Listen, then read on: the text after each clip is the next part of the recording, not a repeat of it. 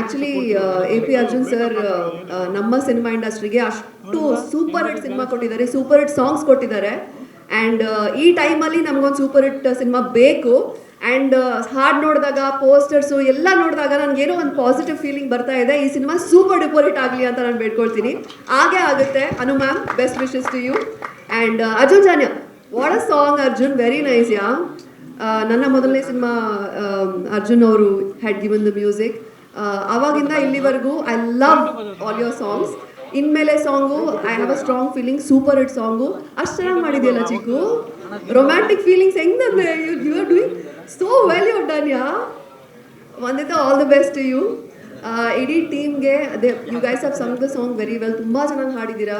ನಾನು ಏನು ಹೇಳಲಿ, ತುಂಬ ದಿನದಿಂದ ಒಂದು ರೊಮ್ಯಾಂಟಿಕ್ ಸಾಂಗ್ ಬಂದಿಲ್ಲ, ಬರಬೇಕಲ್ಲ ಕನ್ನಡದಲ್ಲಿ ಅಂತ. ಮೊನ್ನೆ ನಾನು ಯಾವುದೋ ಒಂದು ಬೇರೆ ಭಾಷೆಯ ಹಾಡು ಕೇಳ್ತಾ ಇದ್ದೆ, ಎಷ್ಟು ಚೆನ್ನಾಗಿದೆ, ಮತ್ತೆ ಮತ್ತೆ ಕೇಳ್ತಾ ಇದ್ದೆ.